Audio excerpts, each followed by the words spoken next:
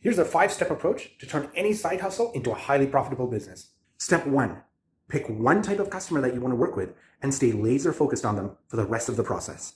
Before you begin, take the time to define who your potential customers are. They can be any group that you're passionate about helping. One of the easiest ways to start is to define your potential customers based on what they do. For example, you could decide to work with yoga instructors, digital agency owners, or even financial services businesses. Once you know high level who you want to work with, narrow it down further using traits like geography, age of the business, or even traits about the owners themselves. You want to find a balance between businesses that you believe you're going to be best suited at and businesses that you're going to be comfortable speaking with. You want to focus on one type of customer because doing so vastly reduces the difficulty of building a business as well as helps compound your efforts. Think of it as the difference between compounding and non-compounding interest. Focusing on one type of customer allows each conversation to contribute towards building relationships faster with future customers. Focusing on one type of customer also allows you to eliminate the pitfall of trying to service everyone and anyone, which ultimately leads with you servicing no one. Step 2, talk to as many of these potential customers as you can, having open-ended conversations to understand the hopes, dreams, challenges, and problems that they're facing. During these open-ended conversations, don't focus on trying to sell anything to them yet. Really focus on understanding who they are, the nature of their business, and the challenges that they face.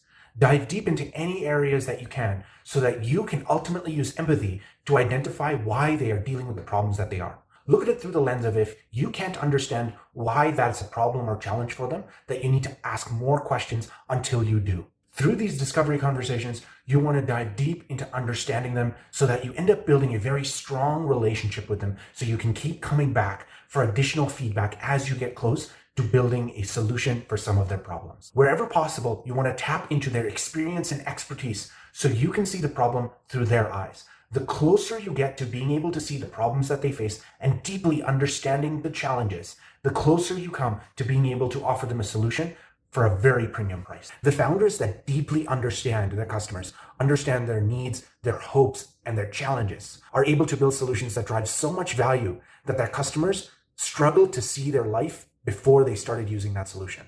The key at this step of the process is to ask as many open-ended questions. You want to avoid questions that give yes or no answers or ones that confirm something you already know, and almost get your prospects to the point where they begin ranting about some of the problems they have in the business. If this happens, that's not a bad thing because every word that they say is gold that will allow you to build a solution that deeply addresses their needs. Step 3. If you've stayed focused and had lots of conversations, you'll now have a very long list of all the different problems that you can solve. Simply pick one problem that you believe you are best suited to solve. Keep in mind that the problem you pick to solve doesn't have to be a problem you've solved before. It simply has to be a problem that either you believe you can educate yourself and be able to solve, or one that you will be passionate about solving. The most important thing is that you pick a problem that your customers deeply want solved. This will position you for success by ensuring that you are solving a high value problem for your customers. We call solutions to high value problems painkillers and solutions to low value problems vitamins, because just like everyone remembers to take their painkillers but forgets to take their vitamins, businesses that offer painkiller solutions find it very easy to acquire new customers, whereas ones focused on giving vitamins to their customers face obstacle after obstacle. Step 4. Now that you have one type of customer and one problem that you're focused on solving, go back to your customers and work with them to identify and create the ideal solution. It's very important at this stage of the process to identify a solution that deeply fits your customer's needs. The last thing you want to do is build a solution that might work for you, but doesn't work for them. Try not to focus on trying to build a product or anything that will scale, and instead focus specifically on solving the problem and driving as much value as you can. At this stage of the process, you want to stay laser focused on helping as many customers as you can solve the problem that you have decided to become the champion of. In most cases, it makes sense to position yourself as a service-based business so you can collaboratively work with your customers to build a solution to the one problem you're focused on. The goal when solving the problem is to become a champion of that problem, so customers everywhere begin to actively seek you out as they begin to hear that you've solved this problem in a very deep way. The best part of this entire strategy is that your customers will willingly work with you collaboratively to identify and create a solution that solves their needs, eliminating most, if not all, of the guesswork associated with building a business. At this stage of the process, you want to eliminate using as much technology as possible or trying to be hyper innovative, and instead opt for using as little technology as possible so that you can focus on solving the problem as simply as possible.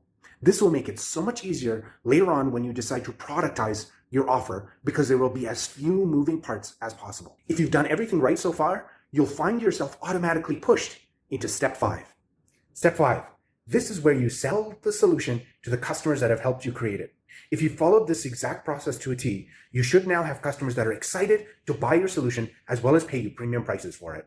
The most beautiful thing about this entire process is that by focusing on one type of customer and solving one big problem for them in a deep way, it's that the next step is for them naturally to want to buy the solution from you. Not only that, but they're also going to be more willing to pay a premium price as well as refer you to other business owners that have the same problem as them. This makes your customer acquisition process so much easier. In addition to that, by working with them throughout this entire process, you've captured all the information you need for a very powerful sales and marketing process, allowing you to access more customers faster in the future. All in all, this 5-step process has allowed you to build a solution that basically sells itself, paving the way for a highly profitable business. Be sure to like and follow for more videos like this.